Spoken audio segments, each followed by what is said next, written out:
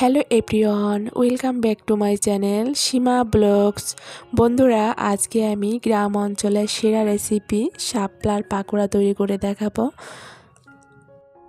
শাপলা একদম শেষের পথে, তো এই শাপলা এখনও কিন্তু বাজারে গেলে আপনারা পেয়ে যাবেন অ্যাভেলেবেল।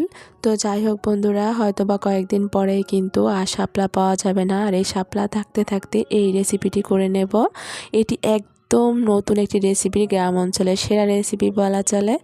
আমরা আলু ফ্রাই করেছি, তো শাপলা ফ্রাই করেছি কিনা জানি না, যারা করেনি তারা রেসিপিটি ফলো করতে পারেন। তো প্রথমে আমি দেখুন শাপলা নিয়েছি, শাপলাগুলো আঁশ ছাড়িয়ে আমি ছোট ছোট করে পিস করে নিয়েছি। দেখুন এরকম করে ছোট ছোট করে পিস করে নিয়েছি। এবারে শাপলাগুলো আমি লবণ দিয়ে একটু হাত দিয়ে মাখিয়ে আমি 10 মিনিটের জন্য রেখে দেব। এতে করে কিন্তু শাপলাটা একদম সফট হয়ে যাবে, এতে করে আমার পাকোড়া তৈরি করতে সুবিধা হবে। এবার আমি একটা মিক্সিং বোল নিয়ে নেব, চাউলের গুঁড়া নিয়ে নেব। এখানে মেজারমেন্ট কাপের 1 কাপ নিয়েছি, হাফ কাপ আমি এখানে ময়দা দিয়ে দেব, লবণ পরিমাণ মতো, হলুদ, শুকনা মরিচের গুঁড়া, ধনে এবং জিরার গুঁড়া, আর এখানে আমি ম্যাগি মশলাটা দিয়েছি, দিয়ে দেব আদা রসুন করে পেস্ট করে নিয়েছি, ওটা দিয়ে দেব। উপকরণগুলো দেয়া হয়ে গেলে চামচ দিয়ে একটু নেড়ে চেড়ে দেবো। দেখুন মিশিয়ে নেব, মিশিয়ে এবার আমি একটু জল দিয়ে দেব, তবে একবারে জল দেব না, অল্প অল্প করে জল দিয়ে একটা ব্যাটার তৈরি করে নেব। একদম গাঢ়ও করা যাবে না, আবার পাতলাও করা যাবে না, এইদিকে খেয়াল রাখতে হবে, কারণ এই ব্যাটারটা হচ্ছে মেইন। এটা যদি ভালো না হয় তাহলে কিন্তু পাকোড়াগুলো ভালো হবে না। তো ওটা করে আমি সাইড করে রেখে দেব। আর যে শাপলাগুলো আমি লবণ দিয়ে ভিজিয়ে রেখেছিলাম, তো শাপলাগুলো আমি এরকম চেপে চেপে জলটা বের করে আমি কিন্তু তুলে নেব। আর একটা প্যান বসিয়ে দিয়েছি সাদা তেল দিয়ে। এবার আমি সেই ব্যাটারের ভিতরে শাপলাগুলো দিয়ে দেখুন, দিয়ে আমি এক একটা করে করে এরকম করে দেখুন দিয়ে দেব।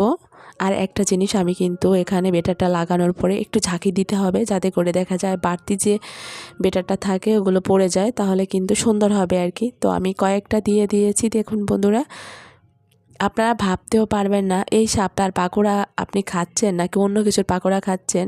মানে আলু ফ্রাই করেছেন, হয়তো বা আলু ফ্রাই করে খেয়েছেন বা অন্য কিছু চপ খেয়েছেন। তো আমি শাপলা দিয়ে একটু বড়, মানে একদম ছোট করে কেটে নিই, একটু লম্বা লম্বা করে আর কি, একটু বড় করে কেটেছি। দেখা যায় দেখতে যেটা সুন্দর লাগে আর কি। আর একদম ফুলে উঠেছে, ফুলকো ফুলকো হয়েছে, মানে কি বলবো বন্ধুরা, সত্যি দেখুন আমার কিন্তু ভাজা হয়ে গিয়েছে, একটু লাল লাল করে ভেজে নিয়েছি। এবার তুলে নেব। আপনারা কতটা দেখে বুঝতে পারছেন জানি না, আপনাদের কাছ থেকে দেখিয়ে দেব। আমি তেলটা ঝরিয়ে আমি এবার তুলে নেব। দেখুন বন্ধুরা, আর সত্যি বন্ধুরা আপনারা ভাবতেও পারবেন না যে এই শাপলা দিয়ে এত সুন্দর একটি রেসিপি করা যায়, বা এত রেসিপি বলতে দেখা যায় এত নাস্তার একটি রেসিপি করা যায়। সত্যি আমি এগুলো তুলে নিয়েছি দেখুন বন্ধুরা। তো আবার অন্য যেগুলো আছে ওগুলো আমি একইভাবে দিয়ে দেব আর ভেজে নেব। আর হ্যাঁ বন্ধুরা, শাপলা থাকতে থাকতে একবার হলেও প্লিজ আপনারা ট্রাই করবেন, বাসায় ট্রাই করে আসলে বুঝবেন যে আসলে কি করছি, মানে এতদিন কি মিস করেছি। এই রেসিপিটা যারা করেননি তারা অবশ্যই একবার হলেও করে নেবেন বন্ধুরা।